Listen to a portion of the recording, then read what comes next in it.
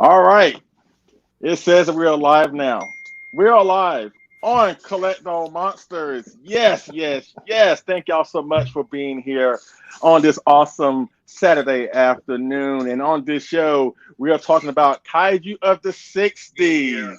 On this awesome Saturday. Okay. Who's doing that? That was me. I'm sorry. That was me. I was gonna send out the link. I'm good. I'm sorry. I'm sorry. It's fine because I love hearing myself talk. now, We know. now, again, thank y'all for being here. We're talking about the kaiju of the '60s, and this show is timely because of our current hashtag for the Monster Showcase for our next episode on Collect All Monsters is Kaiju of the '60s. So to kind of help beef up more entries on that hashtag, we got some cool entries thus far, but we want a little bit more. So to kind of help with that, we're here to talk about the Kaiju of the '60s. We have a really cool show planned for y'all. You know what I'm saying? Now, before I go into the meat and potatoes of the show, let me do my Steve Harvey thing and give an awesome introduction to my three special co-hosts right here to the right. Oh yeah, I got the finger right this time. Oh man, yes, one of the cool masterminds behind the cool, awesome Kaiju fanzine, Kaiju Ramen, the one and the only Michael Hamilton. How you doing, good sir? I am good. I am good, Leslie. Thank you so much. I was telling you guys off cast that my last I would say this would be my first time being here because the last time I was here was so short, it just doesn't count. So I'm just happy to be here to hang out with you guys all. You guys are awesome. I love it. Oh, thank you. Thank you so much. And next, from the Monster with Attitude show, and of course he has his own YouTube channel, Eric Stolp Bearded Kaiju Reviews, the one and the only awesome collector himself, Eric Stolp. How you doing, good sir? Good, man. I am super excited to be here. This is my first video with you guys, so I am really excited. Honored to be with you guys. So yeah, let's go. Right on. Yeah. And last and certainly but not least, you know him, you love him, you see his beautiful face every month on Collect All Monsters. One of the most positive pillars in our community, amazing photographer, Kaiju modeler, builder, painter extraordinaire, the one and the only, and our fellow co-host on Collect All Monsters, the one and the only from Seattle, Washington, David Eric Dopko. What's going on, Davey? What's up, Leslie? Hey, gentlemen. It's a pleasure to be here with you today. And, Yes, I just think it's awesome because before we start, I just want to give a belated birthday to this guy right up here. This guy. Yes. Okay. It was just his birthday, and I gotta say, he is definitely one of the most positive points of light in this community. He's always good for, camaraderie. He's good for boosting people's morales. He's positive for the most part. I mean, he gets a little feisty sometimes, but we all do. But he is a great guy, and I'm proud to call him a dear friend of mine. And happy belated birthday, my friend. Many happy returns. Thank you. As a matter of fact, let me just address this now, because I had a few messages the other day. Because my birthday was Thursday, so if I didn't respond on Facebook, I am sorry. I've just been real busy, but thank y'all so much for the birthday shout out, for the birthday wishes. I really do appreciate it. It's really amazing to know that that a lot of y'all. Well, it's not amazing, but I knew that y'all care, but just to see that it's really moving. For me, who always, I have a crude nature sometimes, but that really melted my heart to see that.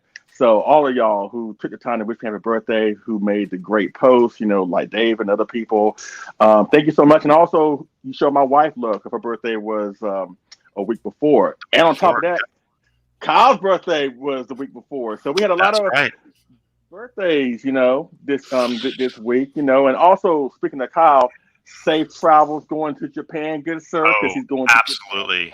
Yeah. I'm torn between being absolutely stoked and totally jealous because I want to go back to Japan so bad. But if anybody gets to go back, it's got to be my good buddy Kyle. And one more birthday shout out today is Jonathan Portman's wife's birthday, Janelle Portman. Happy birthday, Janelle. You're probably not watching, but Jonathan might be. So happy birthday, Janelle. Just wanted to throw that out there because that's what we do, right? We Oh, there he's here. Yay! Oh, there he is. Here. Right on. Jonathan's probably busy building his Passion Tank blank blue model kit. And I'm so stoked that he got that too. But anyway, this is Leslie's show. I'm not going to take over. Go ahead, Leslie. Let's get to it. Before we get started, Leslie, I just have to say because I want to say this last time I was on for Collect All Monsters, but Leslie, I told you happy birthday the other day, but I didn't get to tell you that you're actually the reason why I started collecting X Plus. Like your videos were the exact reason why I started collecting. My very first X Plus was the 25 centimeter 1965 Godzilla, the Daisenso Goji. And I bought that thing under you after watching your video. So happy birthday, sir! You have been a pillar in this community for so damn long, and it is well deserved, sir. Well, thank you. Again, that means a lot. You're trying to make me cry. You know, I'm kind of like Ric Flair. It don't take much to make me cry nowadays, but again, that means a lot. And I consider Michael. I consider you a great friend. Of course, Eric is a great friend. David, we're practically family. So it's nice to do a show with not only with your friends, but people that you're really, really close with. I'm not really super close with a lot of people, but these people are really close to me, and y'all mean a lot. And again, thank you so much. Now, before I go into the meat potatoes of the show, let me check in with the chat. We got 20 people here. Let me say hello to Bad Goji, Helmy. What's up, Helmy? Kaiju Kim. Helmy. What's up? What's going on? What's up, Kaiju Kim? Fancy as a Pats. Love that name. Cone Stefani or Stefone. I'm sorry if I killed that. I know I did. Peter Santa Maria. He's in there. What's going on? Oh, dang. Jonathan Portman. What's up, Peter? Kaiju Battle. Aaron from Monster Attitude. What's going on, Aaron? Liam Foley. Again, thank y'all so much. Y'all, Mike Vera. What's up, Mike? Y'all could have been anywhere in the world, but you chose to be here with us, and we thank you so much. Now, we're talking about the kaiju of the 60s. How we're going to do this, ladies and gentlemen, is the first hour of the show. We're going to talk about, I have random questions for these guys. And full disclaimer, more likely y'all will hate me when I'm done with these I believe that 100%. I believe that. Yeah. Just saying. I know what to expect. I know what's coming. Yeah, you know what's coming. Let me take a sip. Yeah, please do. And towards the Keith. Woohoo! Keith. Now, after we're done with the movie part, Keith is a kaiju of the 60s. My man. Then again, so am I. I'm a kaiju of the 60s too. Right smack in the middle of the golden age, which we will talk about shortly. Right. Absolutely. And after we're done with the movie part of the discussion, we're gonna probably do that for like an hour, at least an hour. Then at the second hour mark, we have a little collectible showcase. I asked these wonderful gentlemen to pick 4. What is on your Mount Rushmore of your favorite 1960s collectibles? And just like the show, we're not talking about just Godzilla. We're talking about Ultraman. We're talking about Gamera, Damagen, the Gargantuas. It was in the 60s. We're talking about it. And from these guys' personal collections, you know, they got an honorable mention too, but they had to pick 4 of their favorite 1960s collectibles that they will put on their Mount Rushmore. But that will go towards the tail end of the show. But I have some random questions that I want to ask these guys. And I think, you know, it's pretty much safe to say that we all love the 60s. Every single one of us, you know, love the 60s and stuff like that. So let's get into these questions, shall we? Yes, sir. Oh, my God. Oh, boy. You know what? I'm gonna change it. I'm gonna change things up a little bit. Before I go into the first exercise, which will be rapid fire, super briefly, tell us what was your first ever 1960s tokusatsu film or Godzilla film, and what is your favorite? So how we're going to do this? Michael, you go first, then you pass it on to Eric, then Eric, you pass it on to David, David, you pass it on to me. All right, Michael, you're up first. What was your first ever 1960s tokusatsu film, whether it be Godzilla or whatever? And what is your favorite if they're one and the same? Sea Monster is my first. Sea Monster is my first. Monster Zero is my favorite. Nice. Ooh, okay. Pretty good. Good stuff. Starting off good. So my first one was actually Mothra versus Godzilla, 64. Ooh, so wow. that was my first one on VHS from my dad. So that was my first. My favorite, I would have to say, it's a tie, A and B. I would say Monster Zero and Sea Monster. Nice work. Okay. How did I know that? I think that's pretty awesome. And most people who have been watching Collect All Monsters from the beginning kind of know what my first movie was. My first Godzilla movie, not just movie from the 60s, was Monster Zero Kaiju Daisenso. And my favorite, as Leslie knows very well, and most people know, is Mothra versus Godzilla.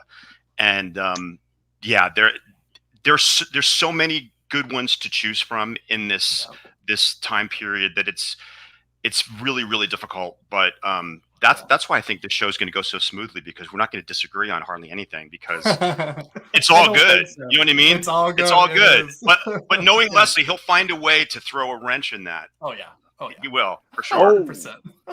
The wrench is coming. The wrench is coming. You know, what I dread the most from Leslie Chambers is his notorious, "This might not be a popular opinion," but I always get myself in big trouble when that question rears its ugly head. And I'm not saying it's not gonna, but I have a feeling that I'm gonna be stuck with that question today, just like you guys. I don't trust this man. This man to my left. I do not trust this man at all. You mean the other way? You point the other way. The other way? Is it the other way? Okay. Yeah. There you go. Yep. There you go. I don't trust Leslie at all. The story of my life, because a lot of people don't really trust me, and that's fine. Because I mean, I know me. I trust that he's going to ask that question. I trust it. Yeah. Oh yeah. I mean, I have a Gyra-like reputation amongst the community, so, and I'm fine with that because I'm true to myself. Why not be true to myself? But yeah, my first ever 60s movie, King Kong versus Godzilla, and of course my favorite, you already know, hasn't changed, Mothra versus Godzilla. God almighty. Again, that thing's like going to church. Yes. Man. You know what? It really is. It's like going to church. It's my go-to movie. Every time I want to cheer myself up, or when I'm building a kit that's a little bit challenging, I put that on, or at least I put the soundtrack on. It doesn't have to be the movie. It can just be the soundtrack, and it just gets me pumped, and I just really love that. And what's great about it is Keith actually likes that one too. There's very few that we watch together that we can both sort of agree on. Like, for example, he will not watch the Gargantuas or Frankenstein. Wow. And he also hates Son of Godzilla too. Those are the three that I know he's not digging. He thinks the soundtrack sounds like a damn circus, because it kind of does. You know, do do do do do do do do do do. That's my phone. But anyway, yeah, he's not a fan of those, but he loves Mothra versus Godzilla. And I remember he and I watched it together the first couple of months that we were together, that when we first met. And if he didn't like it, I don't know if we would have gotten to 31 years, but we did, and we do, and we did. Nice. All right, here's the first exercise. It's all about compromise, David. Yeah. Yes, true. That's true. Now, this is the first exercise. This is rapid fire. Now, I got 20 rapid fire questions. So let's kind of breeze through these. We'll go long form with a certain question that I posed to y'all earlier in the week, but let's just keep it real simple and swift here. Again, Michael, then pass it to Eric, then pass it to David, then myself. And you have to be totally honest, okay? Brutally honest, if you will, okay? Understand that whatever you're going to say ain't going to sit well with every single person. Just understand that, but at least you're going to be honest about it. All right, number one. What was the better King Ghidorah movie? Ghidorah Three-Headed Monster or Monster Zero? Three-Headed Monster. Easy. Monster Zero. Monster Zero. I guess it's a tie. I'm going with Ghidorah. Ghidorah Three-Headed Monster. All right. Which design of King Kong was better, 1962 or 1967? 67, easy. Eric, go. 62. 62. Yeah, 67 is even more shoddy than the 62. So yes. I guess more we're going to be expressive though. That's why I love it.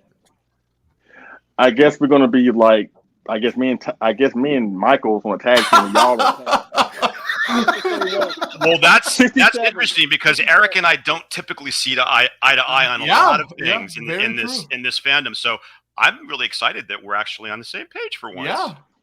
And you know what? Y'all are an example that, you know what, we can come together with different opinions and still be cool at the end of the day. Sure. And guess what? If we can do it, every other Godzilla fan out there can do it. Just saying. Amen. Just saying. All right. Leslie. All right. Here we go. In your opinion, which Godzilla suit between these two are better, 1965 or 1968? That's a hard one. 68. Do you expect anything else from me? What'd you say, Michael? 68. 68. Well, I think I'm going to be the odd man out. 65. Actually, you're not, Dave. I'm with you. 65. Woo-hoo. All right. Oh, my Jesus. All right. Which design of Rodan was better, 64, 65, or 68? Oh, jeez. Oh, God. 64. And of course, people in the chat, if course, people in the chat, if you can hear the question, you're more than welcome to pipe down your answer in the chat. Yeah. All right, Mike, what'd you say, 64? 64. Okay. Yeah, 64. Let me tell you why I'm going to choose 65, because just like the King Ghidorah suit, Tsuburaya sort of perfected what he didn't get right in the first film, Ghidorah the Three-Headed Monster. He looked super goofy there. He looks a little bit more reptilian and a little bit more menacing in 65, in my opinion. And the Ghidorah suit in 65 versus 64, they were able to control the heads a little bit better and the wings. So it's essentially the same suit. It's the same with Rodan. It just has a couple of tweaks that were sort of improved for the next movie. And the 68 is just ready for the trash heap. That was no. We can all agree that one it's busted. And you know, he doesn't do much in that movie either, except for kind of like flap his wings. Anyway, sorry, Leslie, go ahead. What do you got? Let's see. I'm going to be with Michael and Eric on this, 64, for my favorite version of Rodan. All right. We're talking about the Peanuts in this next question. In your opinion, which movie had the best Peanuts performance? Mothra in 1961, Mothra versus Godzilla in 1964, or Ghidorah the Three-Headed Monster in 1964? Which one had the better Peanuts performance? Michael, what's what they look for? What's what they look for, Michael? 61, because that established the Peanuts, and I watched Mothra the other night. It's such a good performance in 61. I'll agree, 61, just because that was their introduction. I'm going to have to agree with both of my fellow fans. 61, the Shobijin were introduced and they were fantastic. And when they first sang the Mothra song on stage, it was haunting and mesmerizing and awesome. So yes, 61. I guess I'm the odd man out. I'm gonna do Mothra versus Godzilla. All right. Yeah, I'm doing Mothra versus Godzilla. Okay. It's close. It's a close one. Which is the better Godzilla suit? Oh boy. Which is the better Godzilla suit? 1962 or 1964? Easy. 64 all the way. 64, yep. Not even. 64 by a hair, because I really do like the 1962 profile of that design. So, but 64 takes it. It didn't take an hour long to get into the show, but finally we agree on something. 64. Yes. All right. Next question. In your opinion, which of these two non-Godzilla characters had the better back-to-back films?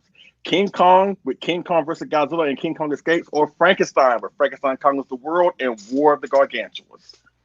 Which character had the better back-to-back films? Frankenstein.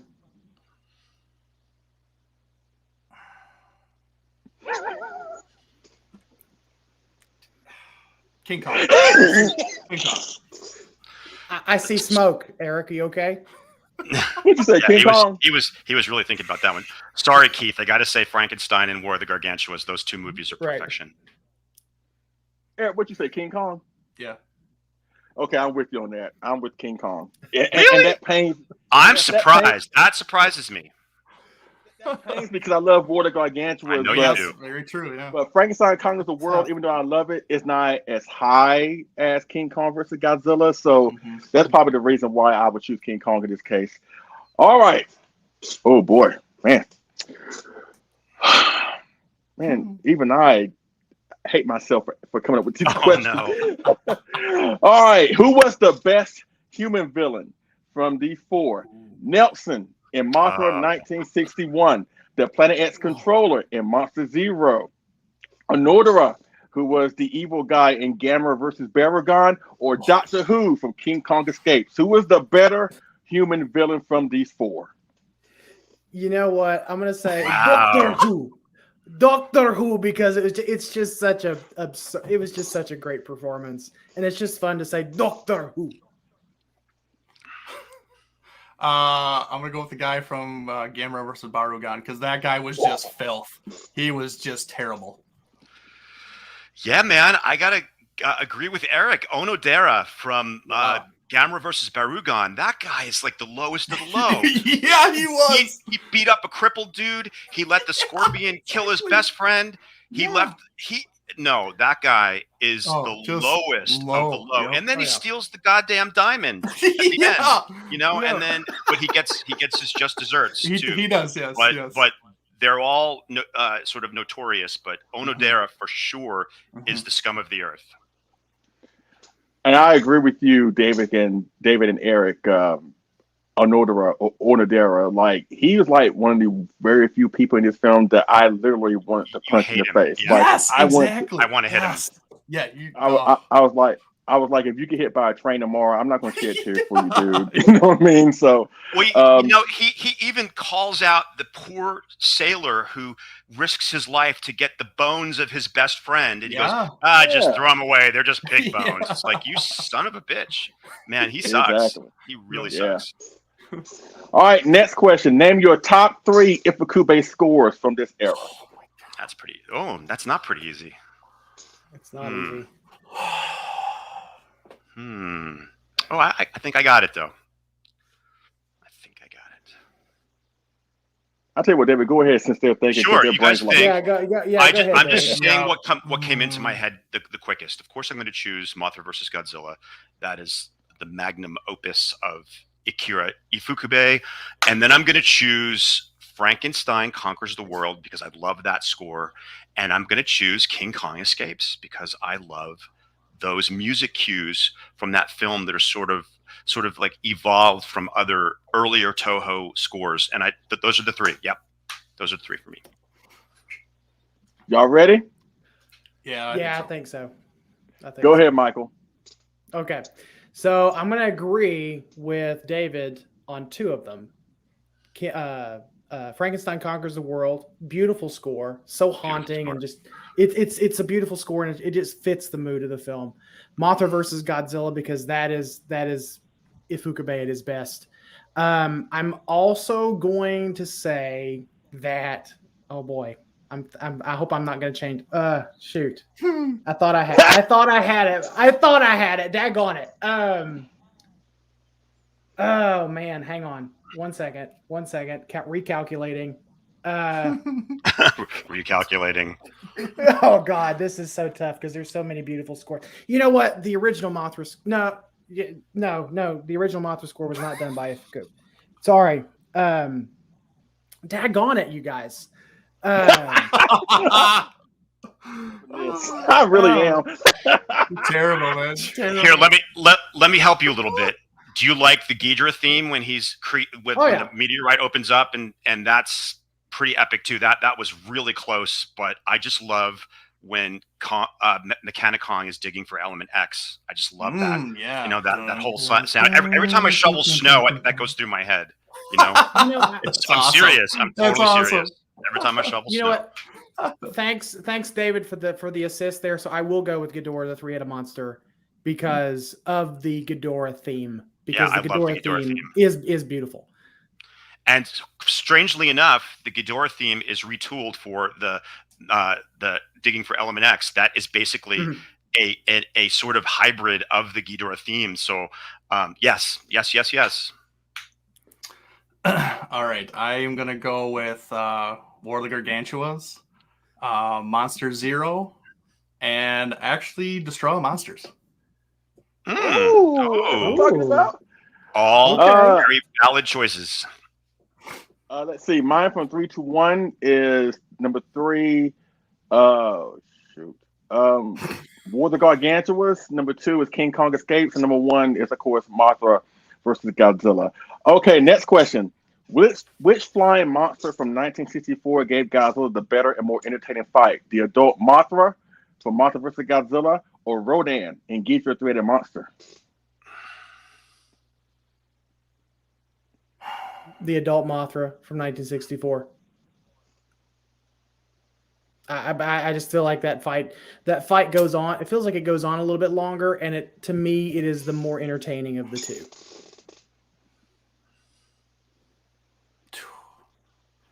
I'll go with Mothra by a hair. For me, it's simple. Mothra versus Godzilla, because that battle is epic. There's a little bit of stop motion in there. The puppet work on that Mothra prop is like perfect. You can't see any strings, even in the Blu-ray. And sorry, but I think the fight between Godzilla and Rodan is the weakest part of Ghidorah the Three-Headed Monster, because the special effects are very uneven. Rodan looks different in every scene. Like sometimes his wings are this big, sometimes his wings are this big. It's really, according to the track record of Tsuburaya, I think as special effects go, it's pretty weak. So to me, it's a no-brainer. Yeah. And I'm sure y'all thinking that I'm going to pick Mothra vs. Godzilla. Don't you dare pick the other one. And this is one where I have to really be honest. And honestly, between the two fights, I find the Rodan fight more entertaining. Ooh, hot take. Yeah. I do. I understand David understand the issues with it, with the whole puppet thing, but that one moment where Rodan picks up Godzilla and drops him crotch first on the tower, that alone just, every time I see that, I'm like, oh man, that just. So I have to go with Rodan on this one. But to David's point, on a pure technical skill, like the I don't want to argue, but the Mothra versus Godzilla on a pure technical level is gorgeous. Like, I agree. I agree. I mean, I guess I have low standards. I mean, my first ever Gamma movie. My first ever Gamma movie that made me a fan was Super Monster. So that tells you all that you need to know about me. Wow. All right. No. A few more questions. So let's go ahead and finish this off and go to our next topic.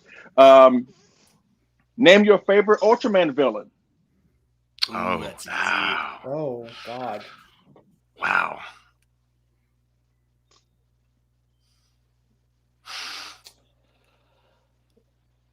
Gomorrah. God. It's a great one. Yes, that is mine. Gomorrah. Yeah. Mine has to be the episode that creeped me the hell out when I was a kid. I have to go with Dada. Because I knew it. I knew you were going to say that. Creepy, scary. And I was so afraid of that when I was a kid. Like, I did not want to go to bed at night. But Gomorrah, if I'm going to choose like a dinosaurian, like Earth monster, it's got to be Gomorrah too. So yeah. This may be an unorthodox choice because he's not really a popular Ultraman villain like Gomorrah or maybe Jiras or King or Dada or whatever. I'm going to go with Ragon, that green sea monster. I love Ragon. I love Ragon. That's a great one. No, that's good. It's just him popping up over the hotel and popping up over the hillside at any given moment. I was like, ooh, that kind of creeped me out. I like it. Just a little bit. I'm not mad at that.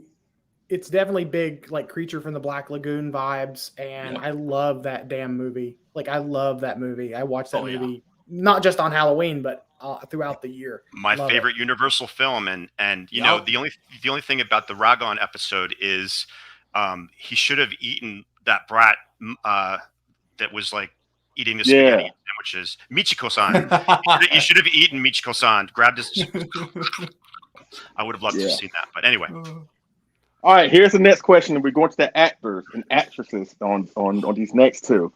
All right, in your opinion, which actor from these four had the best multiple performance? Meaning that we saw this person a lot of times in the movies playing different roles or similar roles, but we saw him in a lot of different movies in the 60s. You get Akihiko or Harada. You know, he was a scientist in King Kong vs. Godzilla. He was a cop in Ghidorah 3 the Monster. He was an eye patch. He was Dr. Serizawa, but he was an eye patch wearing Ram Bamboo leader in Sea Monster. You have him. Of course, Akira Takarada, who needs no introduction. Yoshio Tsuchiya, of course, the famous Planet X, controller. He was the crazy Furukawa in Son of Godzilla. He jumped out of a window and destroyed all monsters. Not to mention, he was a human vapor in 1960. You know what I'm saying? You got him. And finally, Jun Sasaki. You don't know who that is? He was the guy who was the general in King Kong vs. Godzilla, War of the Gargantuans. He was the angry editor in Monster vs. Godzilla. He was the head scientist in Monster Zero. So between these four, Harada, Takarada, Tsuchiya, or Tazaki, which one do you think had the better multiple performances? You know, conventional wisdom would tell me Takarada, but I'm going to go with Harada. I'm going to go with Harada as my answer, just because of that performance in 1954 was wonderful. And he was not that Takarada wasn't good consistently, but Harada in the few films that he was in was consistently great. I'm going to go with the General. He is the one guy that I think of the most when I think of the Showa, and I think I've actually discussed him before. He's just the one guy that I always think of when I think of these Showa films. He's just the one picture I just envision all the time. So, yeah. Well, I think we're all choosing different people because I have to go with Tsuchiya-san because he is the consummate character actor in everything he does. He puts 1,000% into it. He was so animated and enthusiastic when Kyle did his interview with the Toho actors during Hail to the King. He was fantastic. I love him. I love all of them, but Tsuchiya-san definitely takes the cake for me. And he was also in Matango too. Exactly, Matango. He had a great role in Matango, which took place in the 60s as well. Exactly. I am going to go with, I agree with you, Eric, and this was hard too, but Jun Sasaki is like, every time I see that dude, again, whether he's a general or the angry editor in Monster vs. Godzilla, I thought he was funny in Monster vs. Godzilla. He was great. He was cool as the head scientist in Monster Zero. He was a bad guy in Sea Monster. He was the head scientist in Destroy All Monsters. Like, this guy, like, he has a commanding presence, and again, with him being a general and editor, he just comes across like a leader, and I always buy into whatever role that he's in. So I have to choose Tazaki on this one. All right, next question. Now, as far as actresses, I know the common thing to say is like Namikawa, Kumi Mizuno is like the best actress from this era of films, but we're going to exclude Namikawa from this question. That's fair. That's fair. Because there are a few other actresses and performances. Oh yes, that I think are even equally as good. So we're going to omit Namikawa for this question. But in your opinion, from these, let's see, 1, 2, 3, 4. I think 4 or 5 actresses. Between these 4 or 5 actresses, which one do you think had a better performance? Kiko Wakabayashi. She was the Venus prophetess in Ghidorah 3 the Monster. Of course, Daios Kumi Mizuno in Sea Monster. Mei Hama's Paramata Piranha in King Kong Escapes. You got Reiko from Son of Godzilla. And of course, you have Kyoko Manabe from Destroy All Monsters. In your opinion, which one of these actresses had the best performance?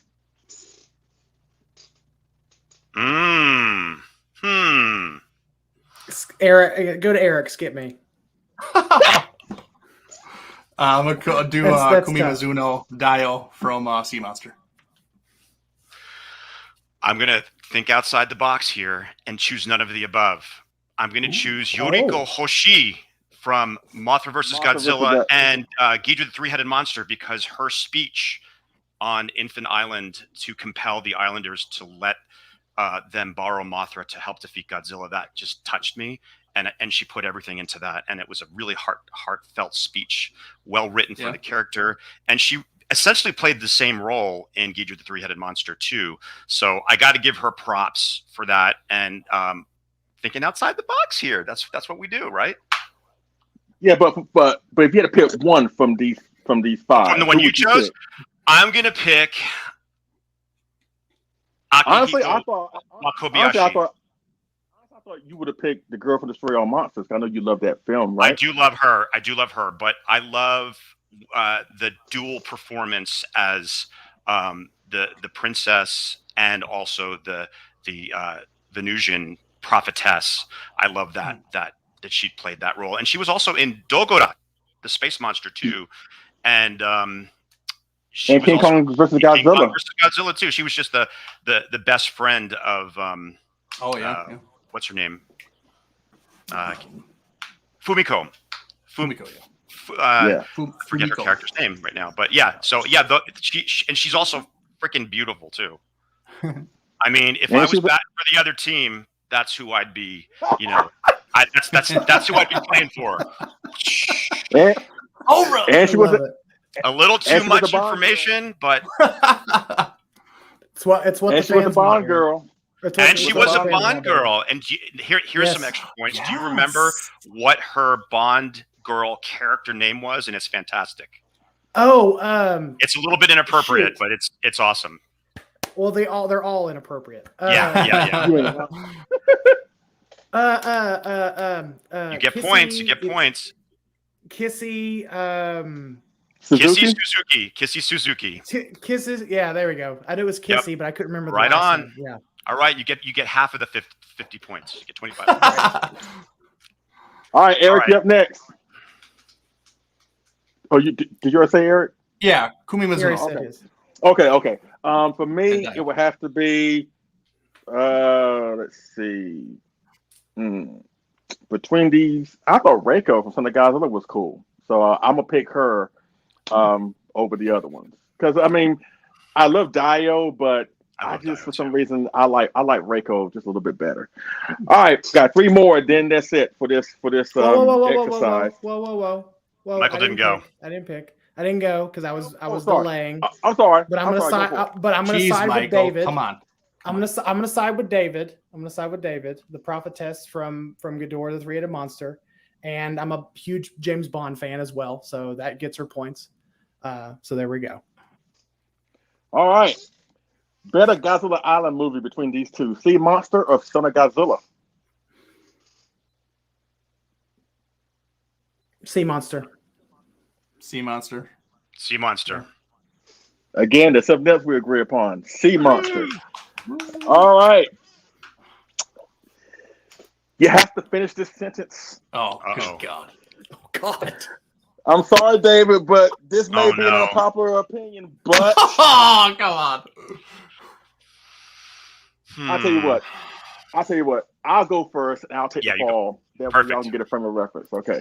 Perfect. And this in regards to the 60s, to the characters, and blah, blah, blah. All right. This may be an unpopular opinion, but I cannot stand the Japanese version to King Kong versus Godzilla. I think that the Japanese version sucks. I think the score sucks. I prefer the American version. I'm sorry if that's unpopular, but damn it, that's how I feel about it. So who's gonna follow that?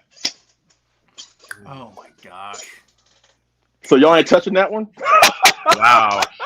You know what? I completely agree with you. You know what? I agree on some level. I don't think it sucks by any stretch of the imagination. However, I think that for me and many of the people who are my age who watched this film since they were kids, the US version, I think that the strong nostalgia is kind of trumps out the original score, which I just heard probably like 15 years ago for the first time I heard that score. And they did keep the most important piece of Ifukube's scores, the Faroe Island score, number definitely is still in there. And I still remember it to this day from when I was a kid. So I'm not completely mad at that. Is that your opinion, or is that your answer to that question? Oh no, that's not my answer. No. Oh no. All right, Michael. We stalled long enough. Go ahead, man. No, that's not my answer. But you gotta say this may be an unpopular opinion, but I prefer the international dubbing of War of the Gargantuas above the other two versions. Oh hell no! I hate that version. Sorry. I emphatically disagree. I can't watch those international dubs are heinous. Michael. Sorry, I should not be that vocal about it. I'm not that bad. Michael's worse. International dubbing. I love you anyway. I'd rather David. stick pins in my eyes than watch that shit. Sorry. Oh my God. Good Lord, David, you scaring me. I know. I didn't know I'd get such a visceral reaction today. David. Wow. No. Oh. It's okay. I love you, and it's all. I feel I can say this because we're friends. If we weren't, then I would be like, oh yeah, you're just wrong. You know, it's really for one only really stupid reason. Yeah, explain why. Let's hear why. Maybe you can change my mind. I think I know what you're gonna say too. Because in that dub, Russ Tamlin doesn't sound like a block of wood. Fair enough. But in the Japanese version, he doesn't either. This is true. But if I'm going to watch a dub, I'm going to watch that dub. And I'll give you that. I give you that. And here's something that's going to cause a little bit of friction, I'm sure, with the people watching. If Russ Tamblyn ever came to a like G-Fest, I would not be like jumping in line to get his autograph, because you can't all of a sudden say, "Oh, I like the movie now," even though you phoned it in and basically embarrassed like all of the American actors who ever portrayed a character in a Japanese film. He was quoted as saying he didn't even like Japan. The only reason he did the films because his wife wanted to go for a vacation. Sorry about it. No, not my favorite. Wow. I love his character in West Side Story, but as far as like if he ever came to G-Fest, I don't think I would bother wasting my time going up and getting his autograph. Wow. Intellectually honest. I like it, David. Yeah, absolutely. Oh, is it my turn? You got to do it. Oh yeah, sorry, I'm stalling long enough. I don't. This may be an unpopular opinion, but oh my gosh, make it a good one so that mine doesn't look so bad. I can't. I don't know. Here, I'll go. Yeah, I got it. Go, David. Yeah. Before I forget it. Oh my gosh. This may be an unpopular opinion, but I think the only Showa Gamera film worth watching is Gamera versus Barugon.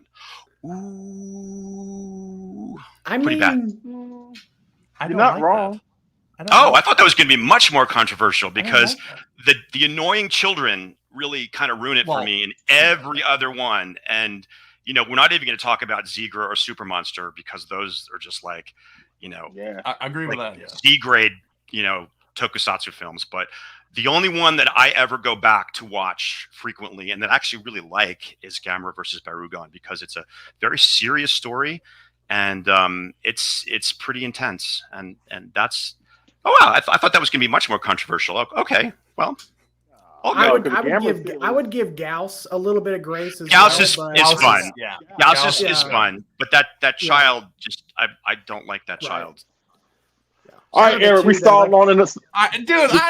Come on, man. I don't. Oh, dude, I know what you're doing. You're trying to make a stall so you can just but no. We took the plunge. We're all in hell right now, so you're gonna come down with us. So come on, Eric. Didn't you tell me that the 1960? Do it. Didn't you tell me that the 1964 suit looked like trash one time? You're not even. Oh no, you better don't. Don't even. Oh no, you better don't. Spreading lies, Michael. Yeah, exactly. Okay. Wait, that's not his answer. No, it's not. No, obviously not. He's making up stuff. I'll say, or am I? Based by a popular decision, I would say Sea Monster is the best 60s movie. That's not too terrible. It's a pure fun. That movie is pure fun. I'm not too mad at that one, to be honest. I just like it because all around as a whole, it's damn near perfect. It's underrated too. Totally underrated. It very much is, yes. Maybe not after this show. Yeah. All right, 2 more questions, then that's it. All right, in your opinion, which 1960s character or kaiju do you find to be highly underrated? You mean a monster character or a human character? It could be a monster character or a human character, whoever from the 60s. Who do you think should get a lot more love than they currently get right now? I mean, to give your favorite reference, I go first. Gabara. I'm sorry. It is not Gabbara's fault that he's in a film where he's not utilized to the best of his advantage. But as a design, as a monster, I thought he was cool. And it's a shame that he gets a lot of hate just because of the movie that he was in. But I thought he was actually one of the bright spots or the bright spot of the film. So I would say Gabara. You know, I'm in a similar boat as Leslie. I'm gonna go Manda. I'm gonna go Manda because I don't think Manda was given a chance to really be utilized well. I know that the suit was chopped up and used for Ultra Q, I believe. Yeah, it was chopped up and used for Ultra Q. But Atragon is a wonderful movie. I would have loved to have seen more Manda in that movie, and I just think that Manda is made like that uncut footage from it's from Destroy All Monsters. Destroy All Monsters. That's great. They should have kept that in there. Yeah, they should have. Yes. Yeah, it's kind of it's a shame that Manda wasn't utilized better throughout the show era. So I agree. Good deal. Who is highly underrated, Eric? I'm gonna go with Daimajin. I don't think that he's talked about enough for a spotlight on him, and I think that people just kind of overlook him. And unless you're a really big, like super diehard fan like we are, not a lot of people know about him. Well, I have to agree with everybody. Like, I love Gabara too. Gabara, the design of that monster is just really cool to me. I've always liked it, even as a kid. Manda should have definitely had more to do in the 60s. But Eric, ultimately, I gotta go with Daimajin. Those movies are phenomenal. That trilogy. If people in the audience, or people watching, I should say, have not seen those movies, they are some of the best tokusatsu films ever made, because they borrowed Ifukube to do the score, and those scores are phenomenal too. Yes. But Eric, 100% Daimajin, I can't pronounce it correctly, is completely underrated, and I think there needs to be more focus and collectibles. Agree. Related to that particular monster or god. Yeah. All right, last question. Go ahead, Mike. Go ahead, Mike. I was just going to say, like, to piggyback off of what Eric was saying, like, yeah, he's right. Because I've really never even thought about it. If you're not kind of in the bubble, you probably don't hear a lot of people talk about Daimajin all that much. Yeah, and I agree with that. Because Daimajin he's a cool character, but I have to warn people who don't know about Daimajin. Daimajin, at least the movies, every single one of them, maybe with the exception of the third one, they're kind of treated like an Ultraman episode. Like, if you think you're gonna watch the movie and you're gonna see Daimajin all the way through, that's not the case. That is really not the case. Look at it like an Ultraman episode, and where the human story is a really long one that leads up to the monster's appearance, and I think you'll enjoy it. Like, if you love the same movies around that time, Godzilla vs. Sea Monster, War of the Gargantuars, Gamma vs. Baragon, there's no reason why you shouldn't love Daimajin. Just saying. All right, last question.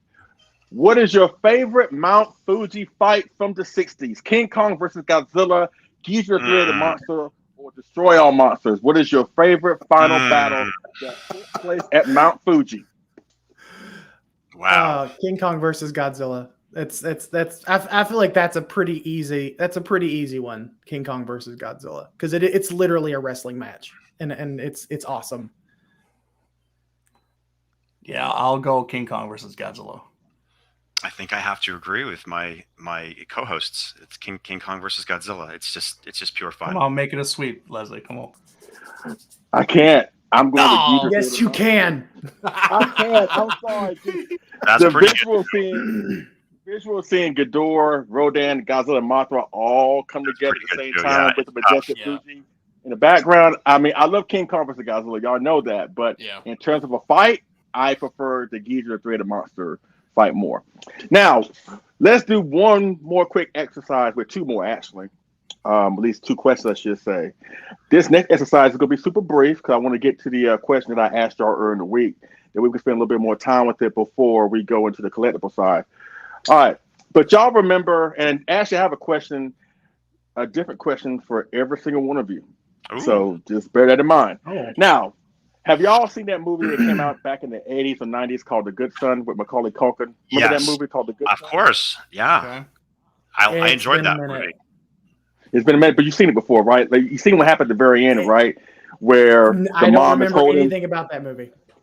Okay, just a spoiler alert, just to give you a little frame of reference, at least a little synopsis of the film. The Good Son is basically about this family. This little kid, his mom dies, and he's sent to go live with his cousin and his family. But he discovers that his cousin has psychopathic tendencies, and he's trying to warn the family that this child is evil and the child is not believing him, blah blah blah. And at the very end of the movie, the evil child tries to kill his mom by pushing her off a cliff, but then the cousin comes in and tries to save the mom, and the two children are wrestling and they tumble over this cliff over the ocean, and the mom grabs both of them, right? She grabs both of them to try and save them, but they're too heavy. She can only save one, but she ends up letting go of the evil child, for obvious reasons. So you got both these in your hand, but you can only save one. Michael, you're up first. Oh God! In one hand, you got Destroy All Monsters. Oh. In the second hand, you got Monster Zero. Which one are you saving? You're an evil SOB. I love you, but you're an evil SOB. I claim that. You can only save one. I'm saving Monster Zero because I think that Monster Zero strikes the right balance between human story and kaiju action. That is the reason why I'm saving Monster Zero. And just aesthetically speaking, I think Monster Zero looks better as a film. Like the Ghidorah suit doesn't look like trash. And I like Daisenso Goji.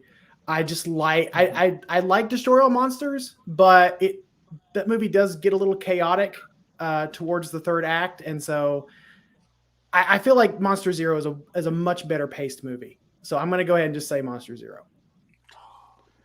All right, Eric, you're up next. Now, this is a question that we're gonna talk about a little bit in long form next, and it's in regards to the Silver Age and the Golden Age of the 1960s. Because again, the 60s were an awesome era, right? You had Godzilla that expanded to more monsters coming in, not to mention the other studios got in on the deal, Gamera, Gappa, Yongari, not to mention the rise of Ultraman, whatever. But a lot of fans consider the first half of the 60s, 1960 to 1965, is like the golden era, where 66 through 69 is considered the Silver Age. And a lot of people tend to think that the Golden Age is more or less the better era, with Mothra vs. Godzilla, King Kong vs. Godzilla, Ghidorah three-headed monster, Monster Zero, Frankenstein conquers the world, blah, blah, blah. But a lot of people tend to forget about the awesome, cool stuff that we had in the late 60s. Ultraman, War of the Gargantuas, Destroy All Monsters, Gamera vs. Gauss, Gamera vs. Barugon, you know what I'm saying? The Diamondgen trilogy. So again, Eric, this is for you. You got one in your hand and the other one in your other hand. You got the Golden Age in your hand. Oh, hand, and you got the Silver Age in the other hand. Which one are you saving? Oh no! Wow! No, dude, I can't. Oh, we all get different ones right now. I thought that was coming later. Oh yes, you get different ones right now. David, I have to say you're gonna hate me when we get to yours, but Eric, go ahead. Uh-oh. Oh my! That's the hardest one yet, I think. It is. Mine was easy. Mine was a cakewalk compared to that. Yeah, I was like, oh yeah, movies are fine. Yeah.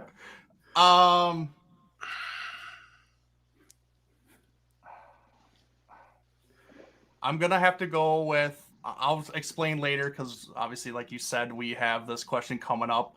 I'm gonna drop the golden. Oh, you're gonna drop the golden? Yep. Oh. Look at Michael. You see his eyebrows? He was like. But again, we'll go into that momentarily. Yep. All right, David, and David, let me just say, because again, we're like family, and let me just first of all apologize. I love you, and I do these exercises just and so we can know more about each other. And this is all done out of love. I don't do it to hurt you. I would never hurt you, but I gotta ask this question. It's gonna be bad. And this one is specifically designed for you. In one hand, you got Mothra versus Godzilla. Okay. In the other hand, you got Ultraman. Which one are you saving? Wait. So you mean like Ultraman as a whole, like the entire series? The entirety of the series. You can only save one. You can only save one. Or in other words, if a fire breaks out in your house and the fire is going towards your DVD or Blu-ray copy of Mothra vs. Godzilla and Ultraman, which one are you saving first? Which one are you saving?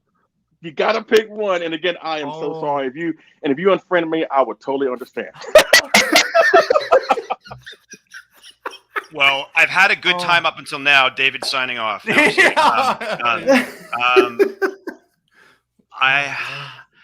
Since you put it like you have to choose either the one film, which I absolutely love, it's my quintessential, as Leslie would do me saying, quintessential Godzilla film for me personally. But the entire whole series of all the episodes of Ultraman.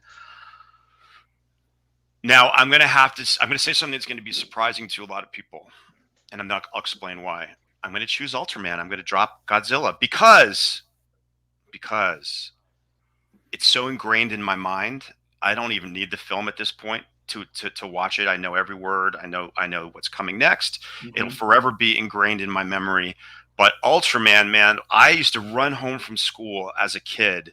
I was about the same age as Hoshino, in the series when I watched Ultraman, and I used to run home from school to watch the show every single day for like as long as it was playing on television in South Jersey. So the nostalgic factor is like super, super strong with Ultraman for me. There's so many cool monsters. There's so many cool stories.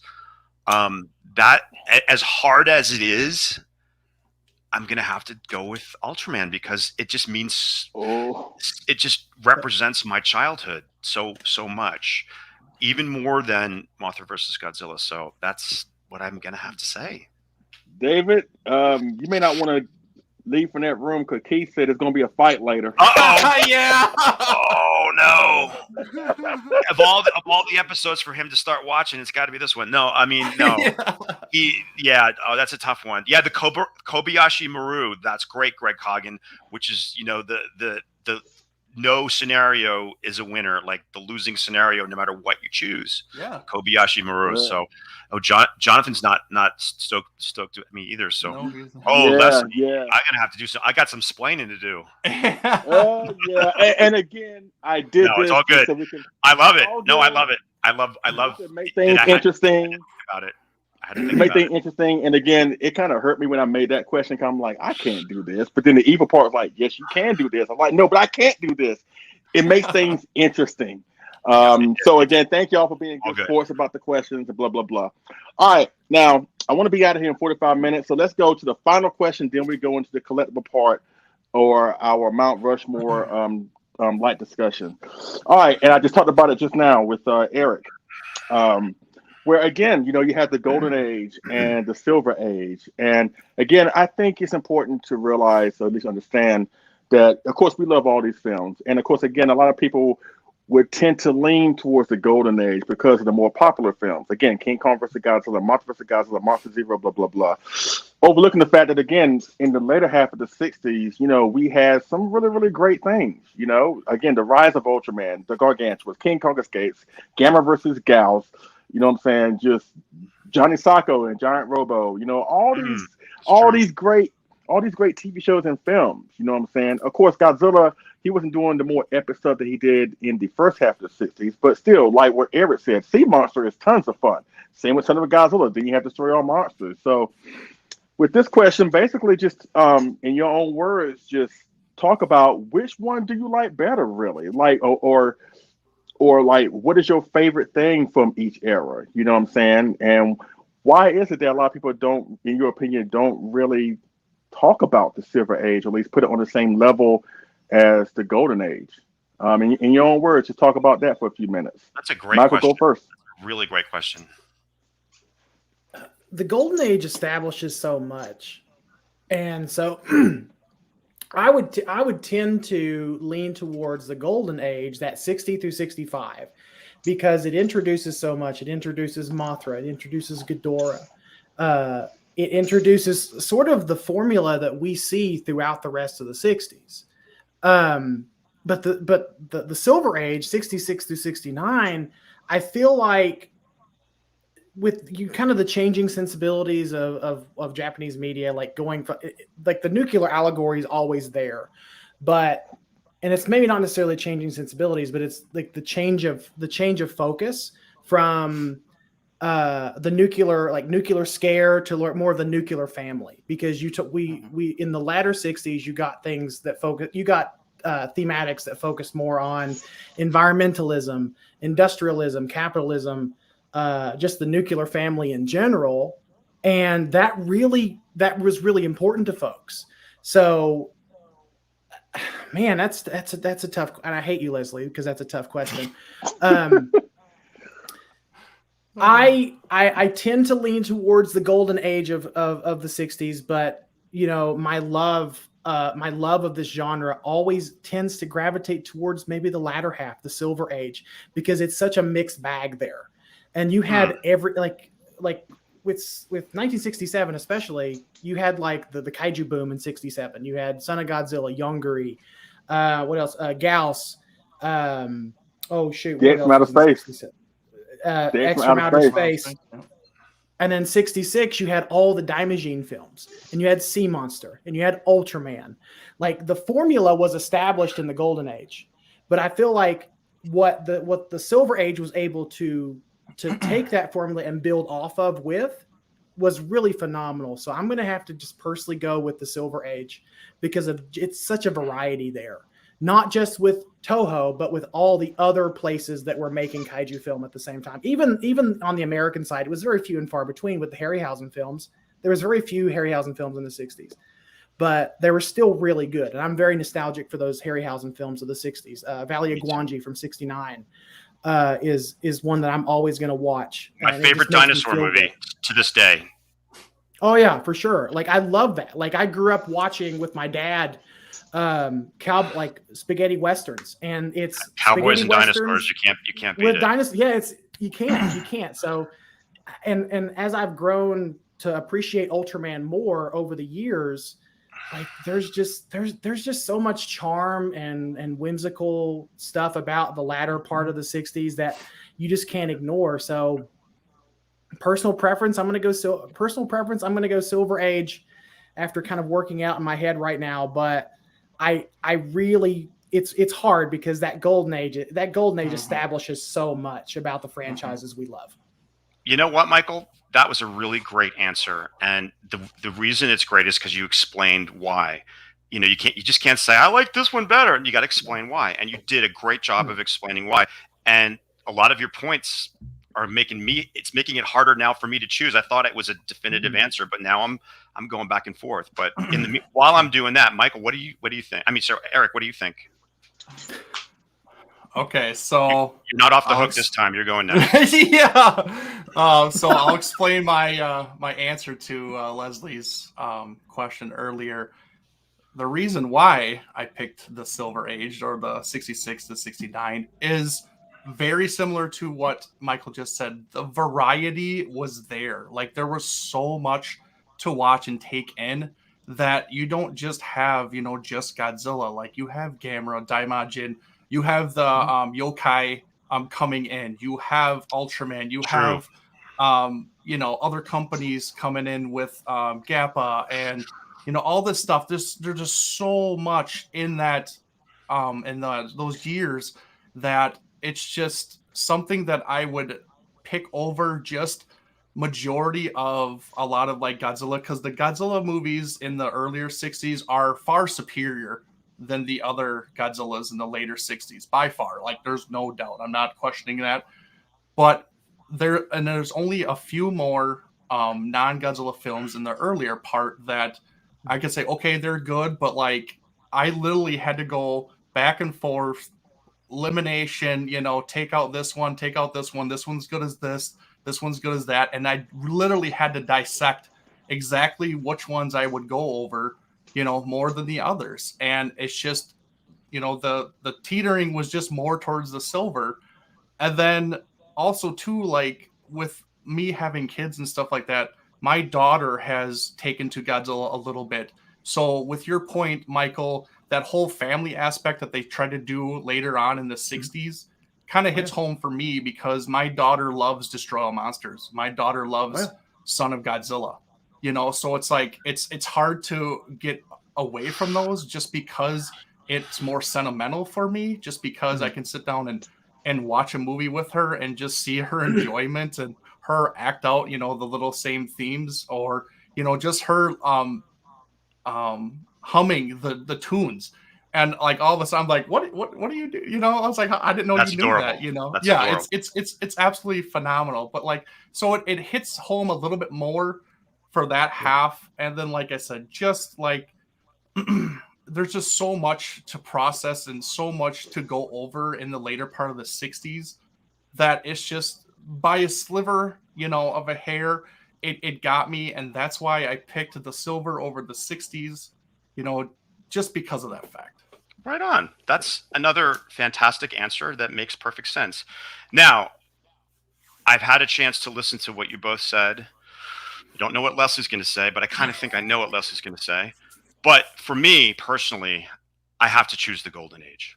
There's no doubt in my mind, because all of my favorite films have a specific formula to them. And let me explain what that is. They have the dream team of Ishiro Honda, Eiji Tsuburaya, and Akira Ifukube. And we can also throw in Tomoyuki Tanaka and Haru Nakajima. Every film in the Golden Age, almost every film, has all of those creative geniuses in the mix. Mothra versus Godzilla, King Kong versus Godzilla, Ghidorah the Three-Headed Monster, Monster Zero. They all have the mix of those people who were the pioneers of tokusatsu filmmaking. And like Michael said, they created the recipe for like enhancing it later on in the decade, which I do love. And there's a lot of fun stuff there, but you gotta pay tribute to the masters who created this genre, and everybody else sort of imitated them. Sometimes not as good, like the Gamera films. They're fun, but they're essentially imitations of these geniuses who established like a work ethic, and they all like melded together, and that's why it's called the Golden Age, because all of the heavy hitters were involved in these films. And to this day, they're my go-tos. Like, even though I love the Sea Monster, I saw it so many times when I was a kid. I love King Kong Escapes. I love the Gargantuas. I love Frankenstein. Frankenstein Conquers the World is part of the Golden Age. It's still 65. Yeah. But again, it's that formula: Ifukube, Tsuburaya, Honda, Tanaka, and Nakajima. anytime they're together in a film, it's going to be magnificent. And that's my answer in a nutshell. It's quality over quantity, David, for you. And that's not discounting the quality of those later films, but that latter half of the 60s is a little bit of a mixed bag, like you said. Totally. And that doesn't take anything away from the latter films, because I know probably because of these heavy hitters being involved, the budgets were much higher. And that is the difference between the 60s and the 70s. And when Leslie was talking about the 70s, when he was on your show, Eric, there you are. And Michael, you were on that show too. You were talking about, and I never made this connection, that you have to give more props to the 70s films because they did not have the budget and the backing that the movies in the 60s had. So doing what they did with so much less is an achievement in itself. So you see, we learned something from these shows. Like, I never made that connection all these years. I just thought, oh, they're just not as good. But the reason they're not as good is because they had less to work with. And in some ways, it's more astonishing that these films were as good as they were. So I'm long-winded and I'm done. Leslie, I can't wait to hear what you say. Well, and again, this was tough, even for me, because I love so many things about both eras, quite frankly. I'm going to be short and sweet with this. I'm going to lean towards the golden age, and that is just ever so slightly. And honestly, I think that's kind of like a tip in the hat on how awesome I think the later half of the 60s are, which again, I think a lot of people really need to speak up more about that. You know what I'm saying? When you compare the two eras, of course, a lot of people are going to gravitate towards the golden age. But when you really sit down and think about it, all the great stuff that happened in the later 60s, again, you got Ultraman, you got the Gargantuans, you got King Kong Escapes, Destroy All Monsters. You know, they may not have like the big notoriety, whatever, as the earlier films, but they were still great properties to go into, especially me as a fan. What tips the golden age for me is that as an adult and as a more educated Godzilla fan, at least I think I am, I actually appreciate on how they established Godzilla as a star in the early era films by having him going up against King Kong. Then they decided to expand their universe by bringing in Mothra and Rodan, and then you got King Ghidorah, which leads to possibility of aliens and all that good stuff. So I actually like how Toho recognized that, okay, we got a star in our hands here. You know, ain't gonna be no 7-year breaks between King Kong versus Godzilla and something else. No, we got a star here, so let's capitalize on that. And I love how they capitalize on that, you know. And that's how, and that's a good thing I love about the 60s as a whole.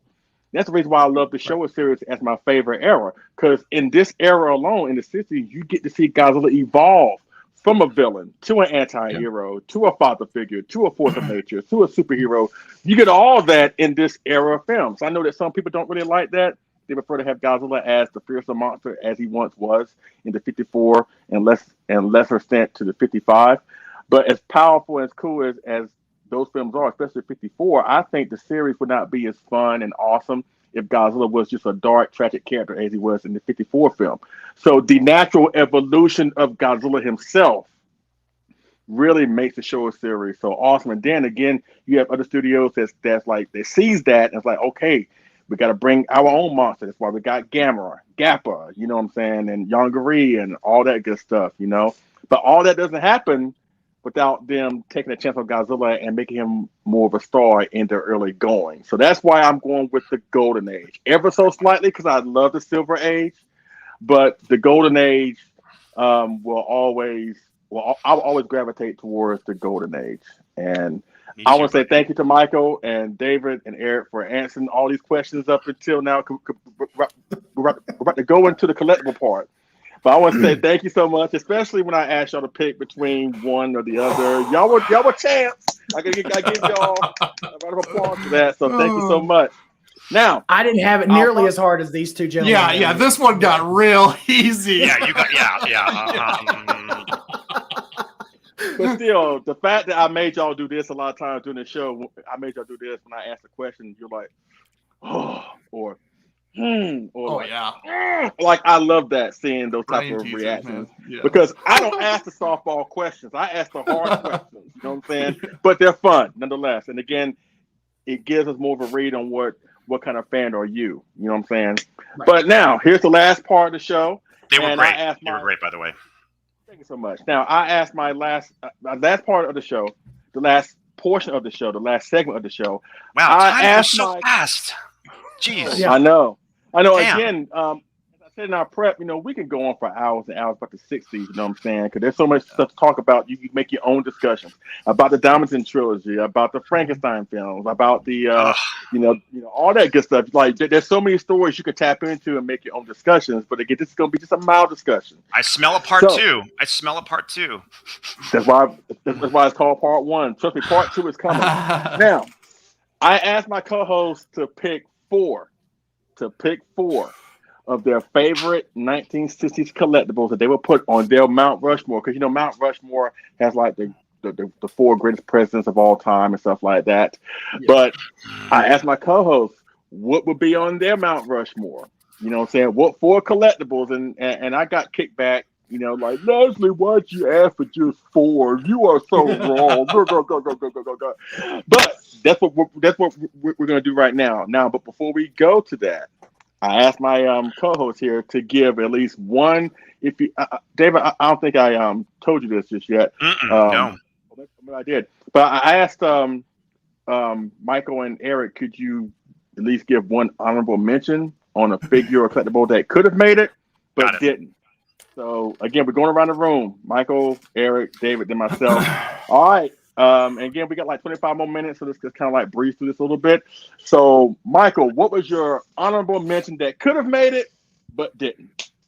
Oh shoot! Okay, we're starting with honorable mentions. Okay, so mine is not actually a figure. That's why it's an honorable mention. But if you are a Showa fan, you have to have this in your collection, hands down, like no questions asked. This is the Waxworks collection of Showa soundtracks. I had eyeballed this thing since it came out, and I absolutely have to have it because, like you gentlemen, I love the scores from these films. And you just never know how long this thing's going to be in print. So you have to have this in your collection if you are a Showa fan, like we all are.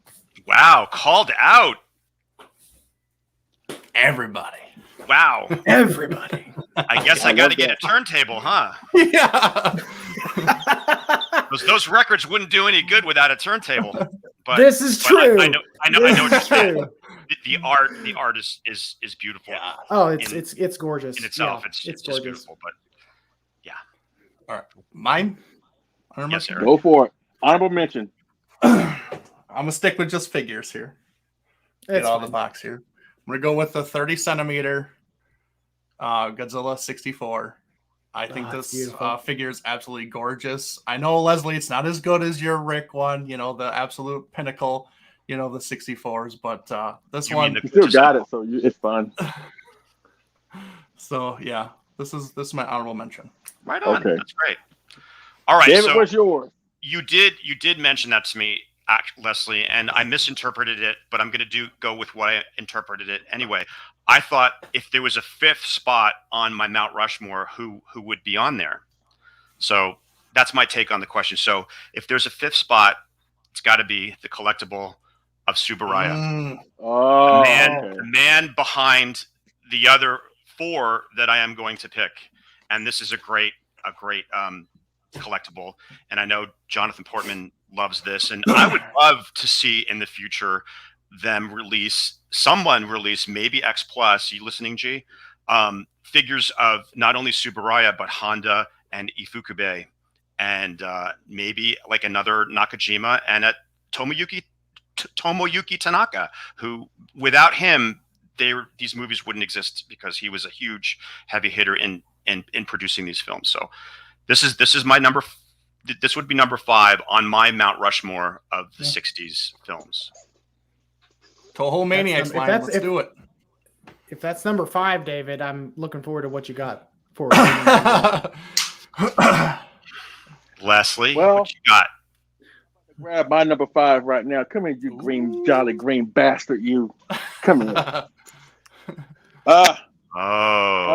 This would have been number 5. This is the Skynet Gyra that I had Marcellus Winters touch it up for me. He gave it some green fur. He touched up the teeth and blah blah blah. And you'll see more of this guy next week on our Collectible Monsters episode. We do our show and tell, but I have to show him now because I got a sander too that he made, a custom sander, if you can see him. But between the two, I thought I liked sander more, but actually I'm gonna go with Gyra. Again, this guy fits your personality more, Leslie. He nailed it. Yeah. And this guy is 19 inches tall, so he's a nice figure. But I'm sorry, green guy, you couldn't make it. Okay, I'm sorry. So you make it. I mean, Marcellus has established himself as one of the heavy hitters in model building in like a really short period of time. And I remember about 6 months ago, he was asking me for advice, and now I'm asking him for advice. So it's like, whatever. He's really like he's a heavy hitter when it comes to these kits. He's got more. Actually, Leslie does too. More resin kits than I have. So I don't know. I don't know what's happening. I'm slacking off. But you guys are surpassing me as far as that goes. But it's all good. Yeah, it's all good. Now again, we got 24 more minutes, so let's kind of breeze through our Mount Rushmore. All right, you saw what didn't make it, so now let's talk about what did make it. What is on our Mount Rushmore of our favorite 1960s collectibles? What's number 1 or number 4 or whatever? We start at 4 and then go to 1? Start at 4 first? It really don't have to be in certain order. I mean, because all of them are awesome, quite frankly. They made your top 4, quite frankly. So it could be just any one that you want to choose. All right, Michael, what's your first pick? I know this is not Toho, but I know that we stand M1 on this channel. So I'm going to go with the Basil Go-Go Gorgo set that I got from this bearded gentleman. Not David, but Eric. I got this set from Eric. Been hunting. When I started my journey down into the Sofubi rabbit hole, this was one that I absolutely wanted, and it's beautiful. A favorite part of my collection. Interesting. I like that. Right on. Yeah. All right, Eric. Okay. First set is gonna be these bad boys. Oh. Okay. Roto Kaiju, Mecha Kong, and King Gorilla. Outstanding. So yeah. Outstanding. Wow. Nice choice. All right. So number 4 on my Mount Rushmore of iconic collectibles from the 60s that represent how I feel the 60s should be represented. Number 4 is going to be Type B Ultraman. Now, not necessarily the X Plus, doesn't have to be this one, but this is a good one. But my Mount Rushmore would definitely have to include a Type B Ultraman because that's something that screams the 60s to me. So this is number 4 for me. Okay. I have to ask David really quick, why Type B versus Type C? Yeah, I just respond better to that particular incarnation of the suit. A is very organic and it's a little bit, they're trying to figure out what to do. Yeah. B, they sort of perfected it and they started to put a little more muscles on it. And he's got the pointy shoes, which I love, the elf shoes. And then Type C, he's got really big muscles, a much more like pronounced face, and he loses the elf shoes. So, and I tend to like the monsters he fights during Type B that season. Like, I guess that would be season 2. That's my favorite part of the series too. So it's Gomora, Dodongo, et cetera, et cetera. So yes, I like B best. I like all of them, but B is the one that I gravitate towards the most. That's fair. Nice. Okay, on my number 4, it doesn't matter. One of my picks, and again, this was hard trying to come up with 4, and I feel your pain, Eric. But I had to put this guy up here. You know what I'm saying? It's not the normal look of him, but it's still a cool collectible nonetheless. But the X Plus 25 centimeter red, white, and blue. That's nice. Great. Beautiful choice. Yeah, again, I'm a huge King Ghidorah fan. He's my favorite villain, as you know. Me too. I prefer the golden look, but this look right here, again, I love collecting pieces when people walk to the room. It's like, what is the story behind that? Yeah, and it's a cool story behind it. We ain't got to go into it, but that's why I chose him in my number 4 spot. All right, Michael, we're going back around to you. What's your next choice? I'm gonna go with the 25 centimeter Night Mothra 1964. Beautiful. Nice. Gorgeous piece. Comes with the egg. I don't think this is the Rick. No, this isn't the Rick version. I think the Rick was a light up. But yeah, this is a gorgeous piece. She has good shelf presence, and it's from one of my absolute favorite films of the show era.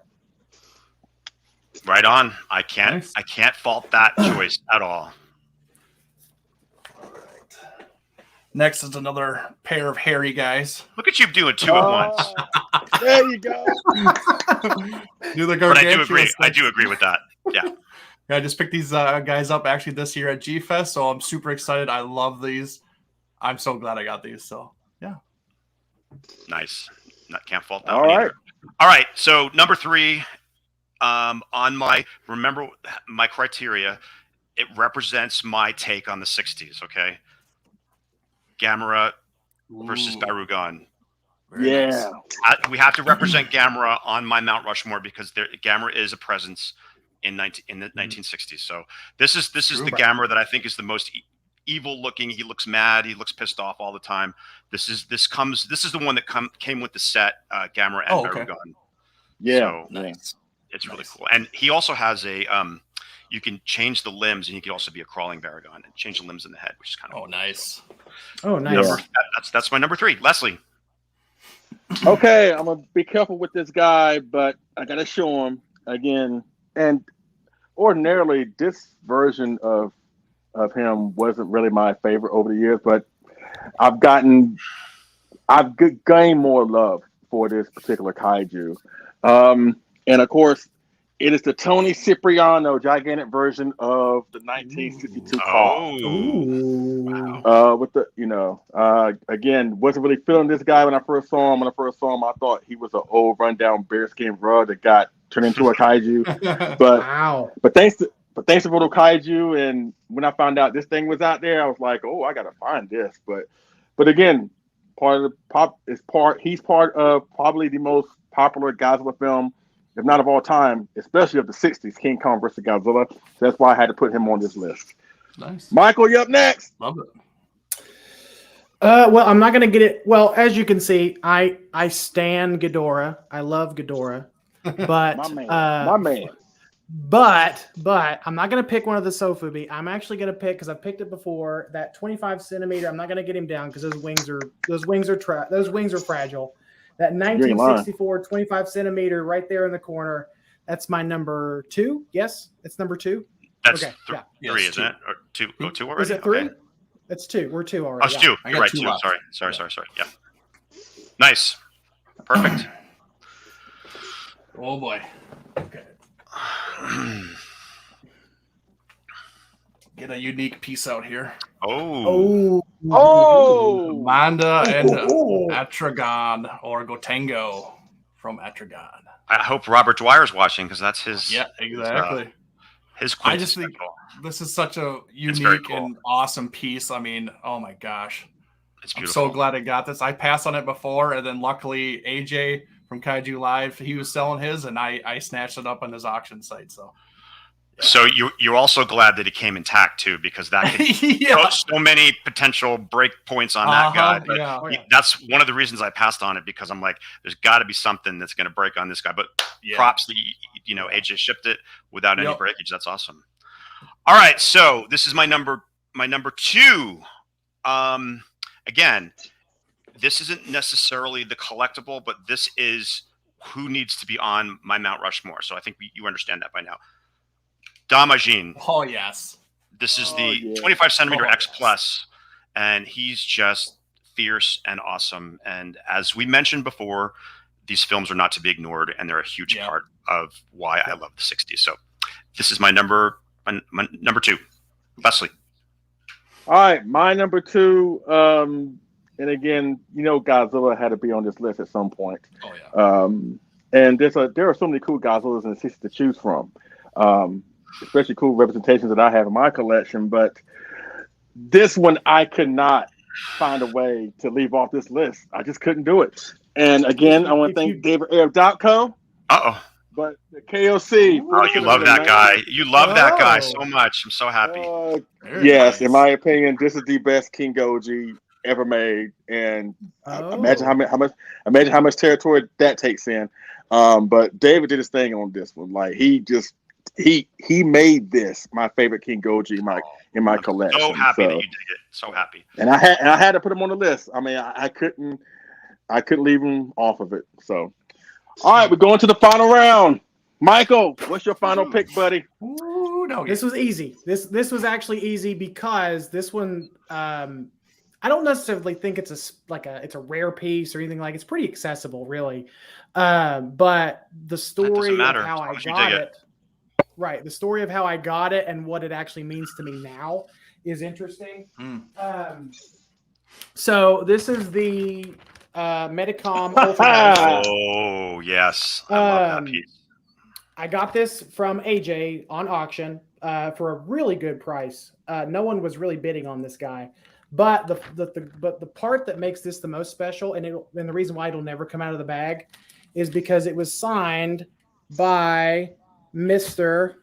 Can y'all see the signature there? I cannot Ben see it. Faria. Oh, okay. Nice. That's nice. Nice. Yeah. So I had this signed. I should say that's the actor who played Ultraman, for those who might not know. Yes.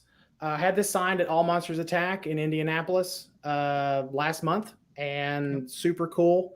This is indeed like a really, really special thing to me now, and it will, like super, super special to me now. So this is why it's number one. Outstanding. I'm so happy I have one. I wanted one so badly too. Yes. And Nick Sides was able to pick one up for me at Monsterpalooza last year for a really good price because I guess it was off of people's radars, but it's a beautiful collectible, and I'm so happy I have one too. Yes. All right, Eric, number one. All right. Number one. I guess Leslie and me are pretty similar here. So. Yeah. You just can't go wrong with this. You cannot go wrong with that thing. Oh my god, this thing is absolutely gorgeous. So. It's gorgeous. Yes. All right, now, so it's down to my number one. And remember, I didn't go by collectible. I went by who should be on there. So you know that already. I said it 1,000 times.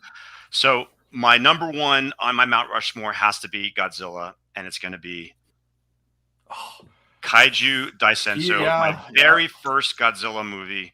And this is the X Plus that I customized a little bit to make his mouth look more even and closed. Okay. It's just a pretty perfect kit. This got Figure of the Year, if I'm not remembering correctly. Leslie, did it not? Yep. So he would be in the first position on my 1960s tribute to my Mount Rushmore tribute to the 1960s. Godzilla would be number one. So there you have it. Okay, now my number one, and what I'm about to show you should come as no surprise to anybody. But again, you heard David's name earlier. So I think it's another David piece. Oh my gosh! Wow! KOC. I made the top two.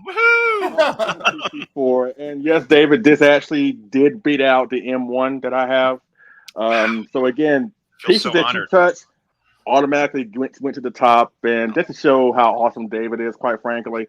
If you were lucky to get a commission from him, you will get a quality piece. And I told Sandra once I got this, I'm like, if something happens and we become homeless, I guess it'll be just me, you, and this KOC Godzilla in a cardboard box. I'm never selling this, so don't even ask me. But yeah, that's on my Mount Rushmore. The KOC 64-62, the multicolored King Geach from X Plus, and the Tony Cipriano gigantic version of Kong 62.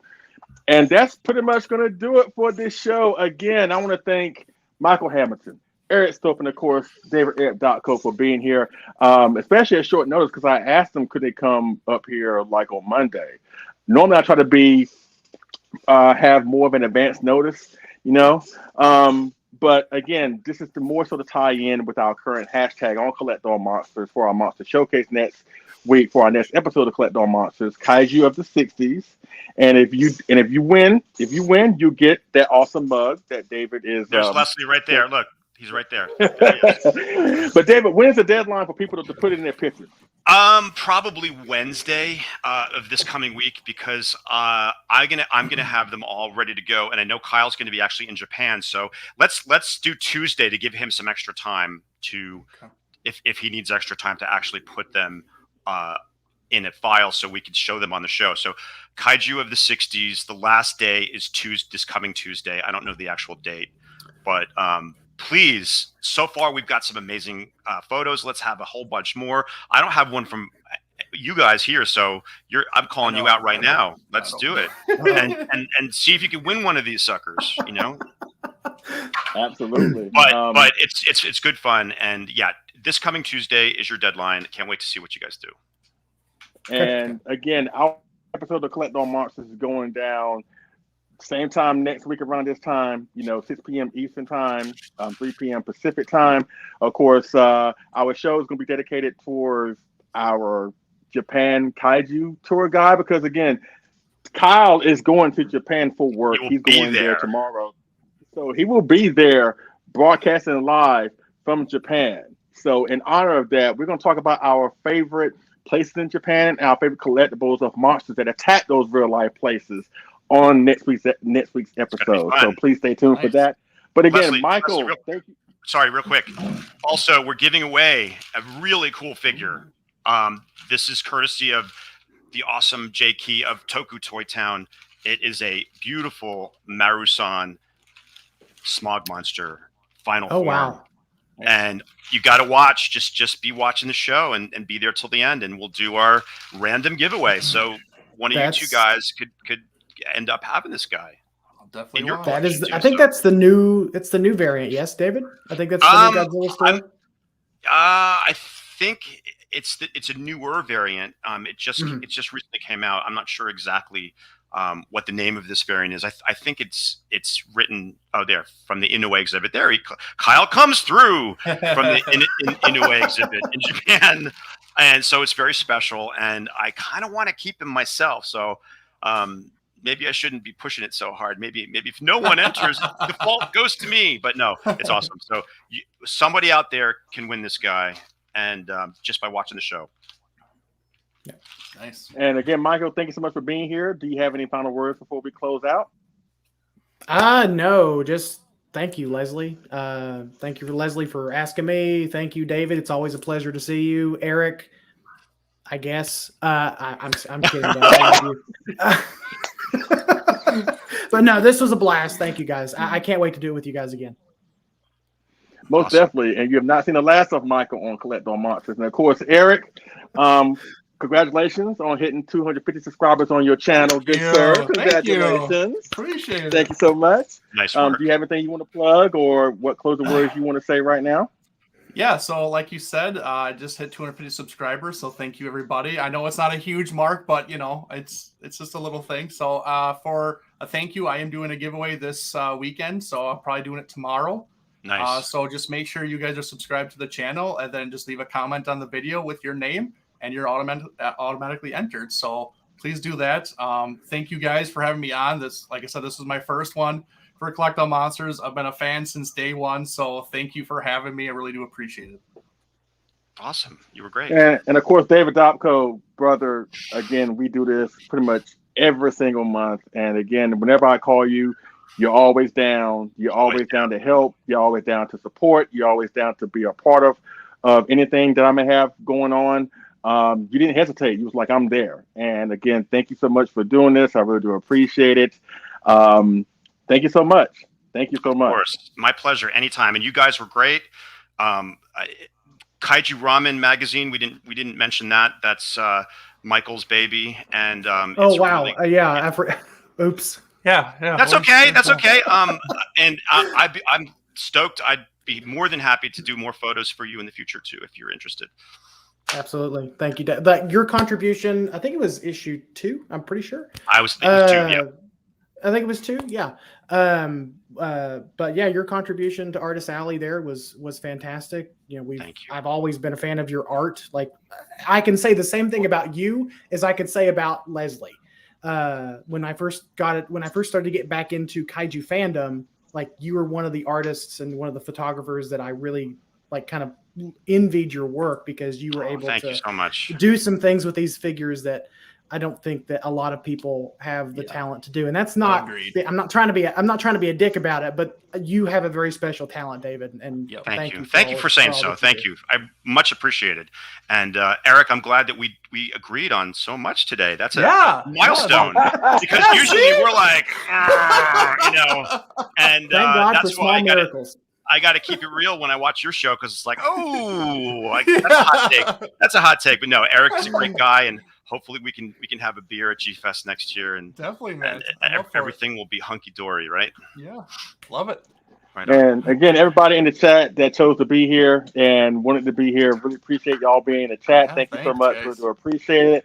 Again, expect more greatness from Kaiju Ramen. Expect more greatness from Eric Stolp, Spirit of Kaiju Reviews and Monster Attitude. Expect more greatness from David F. Dopko and myself from Collect All Monsters. So expect some great things from the 4 of us, because we're going to keep y'all very entertained for the foreseeable future. And again, thank you to Michael, thank you to Eric, and thank you to David. Thank you to everybody in the chat for being here. We really do appreciate it. We'll see you next week on our very next episode on Collect All Monsters. Now, I'm going to do what Kyle normally does. Again, I don't have the epic, deep voice that he does. I think the beard is his secret, I think because he has like a mile-long beard down to his knees. That's why his voice is so that's why his voice is so deep. Beard gang. Yeah. So I'm going to try and be as epic as him, but we'll see. Here, let me start you off. Let me start you off, okay? The monsters may be in revolt. Yes. Now you pick it up. Well, okay, now here we go. Our planet may be doomed. Our Earth's devastated. The monsters are in revolt, and civilization is in chaos. We must unite and collect all monsters! Thank you. All right.